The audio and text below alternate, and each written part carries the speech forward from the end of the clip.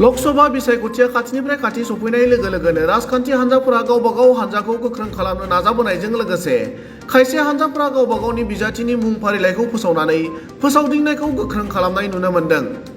बेबादिनो दुलाराय आसामजों लोगोसे बिटिआर ओनसोलावबो मोनफ्रोमबो राजखान्थियारि हान्जाफोरानो फैगौ लकसभा बिसायख'थिखौ नोजोर होनानै गावबा गाव हान्जानि फोसावथाय खालामनायजों लोगोसे जयनिं हाबाफारि बायदिखौ लाबोदों।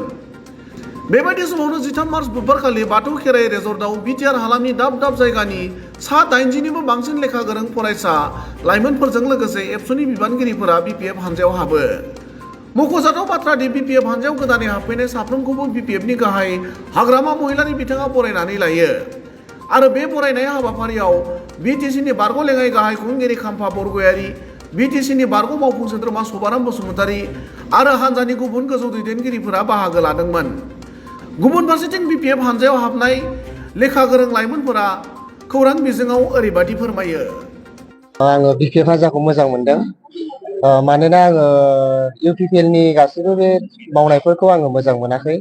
बिनि थाखायनो आङो दिनैहाय इउपिपिएलखौ नागारनानै बिपिएफ दोलोआवहाय जयेन जाफैदों। दुलाराय बर' फरायसा आफादा थोंजोंहाय इउपिपिएलजों लोब्बा गैया होननानै माखासे समाव बुंबाय थायो। नाथाय नोंथाङा दिनै माने एबसुआव थानानै थारैनो बे फरायसा आफादा एबसुआ इउपिपिएलजों सोमोन्दो गैमारामोन नामा? सोमोन्दोआथ' खेंसालियै दंमोन दंनाया, अब्लाबो आंथ' बिबानाव दङमोन। ओमफ्राय बिबानाव दंब्लाबो आङो मावैया एसे गोबाव जाबाय आरो एसे आङो बोराबनाय बायदि जादों। आंखौ लिंहरदोंमोन बिसोरो, नाथाय आङो थाङैया एसे गोबाव जाबाय। बोसोरसे 1 इयारानो जाबायमोन थाङैया आङो। दा फैबाय थानाय समाव बिपिएफनि जानानै माबायदि खामानि मावलांनो सानो? फैबाय थानाय समाव आं बिपिएफनि थाखाय आङो मोजां हाबाखौ मावलांनो सानदों आरो आङो बयजोंबो मोजां मावनानैहाय देखायलांनो थाखाय आङो गोसोआवहाय सानदों। Thank you. खुंथाय गोहोआव थानाय इउपिपिएल हान्जाजों थाङालाबानो खुंथायाव गैयै बिपिएफ हान्जायाव जयेन जाबाय। माखौ नुनानै जाखो? खुलुमबाय। सिगाङाव माने खुंथाय गैयै माने बिपिएफ दोलोआव फैनायनि कारनथ' गैया।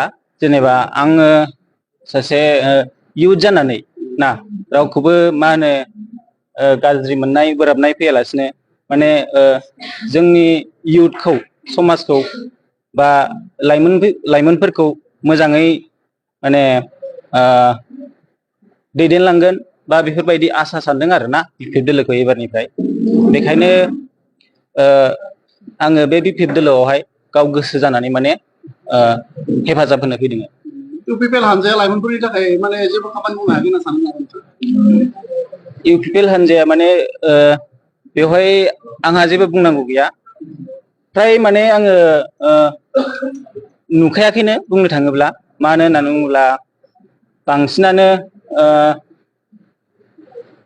माने लाइमोनफोरखौ हेफाजाब होदों होननानै बुङोब्ला माखासे दोङो लाइमोनफोरनि इउनियनफोर दानाय, बेफोरो माने एसे हेफाजाब होबोनाय बांसिन नुबोदों आरो।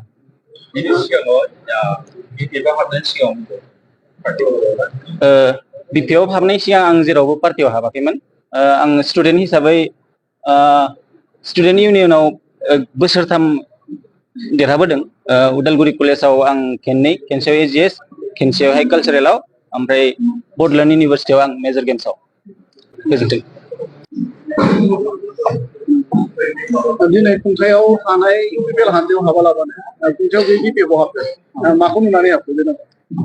आङो बेनो बुंनो सानो जे सिगां समावहाय बे मिडिया नायगिरि बिथांमोन गासैखौबो आरो बे मोनाबिलिनि गाहाम हामलायनायखौ जासिहरनाय जाबाय बयनिसिमबो।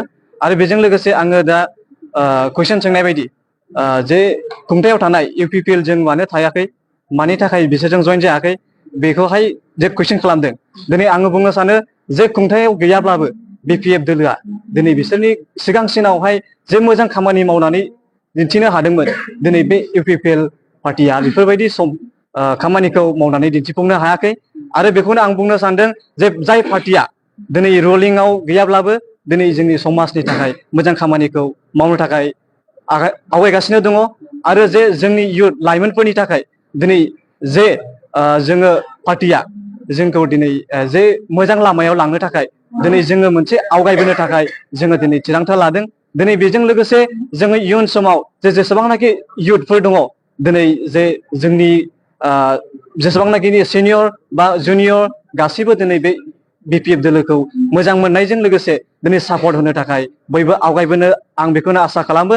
बेबायदिनो जोङो जे बेयाव जइन जानायजों लोगोसे दिनै बेखौल' बुंनो सानाखै जे जोङो इलेक्शन केम्पेइन खालामनो थाखायल' जोङो जइन जायाखै बेखौ बुंनो साना।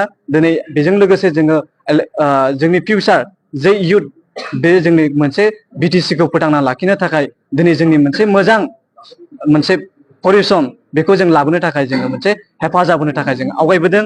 आरो इयुन समावबो जे जोंनि इयुथफोरा गासैबो सिगां फारसे आवगायबोनो थाखाय आङो खावलायहरनाय थाबाय। आरो बेबायदिनो आङो बुंनो गोबां दङमोन नाथाय आङो बेयावनो फोजोबनाय जाबाय आंनि बुंनायखौ। फरायगासिनो आङो दायो MA फरायगासिनो जोब्बाय आंनिया। दायो आङो मा होनो एसे एसिस्टेन्ट टिचार मावदोंमोन सिगाङो, दा जेरावबो गैथ'वा। बिनि सिगां माबे हान्जायाव आङो सिगां समावहाय आङो बेबायदि पलिटिकेल पार्टिजों रिलेसन गैयामोन। दिनै आं दायो जे BPF पार्टिखौ आङो मोजां मोननायजों दिनै सापर्ट होनो थाखाय आङो बेयाव आवगायफैदों।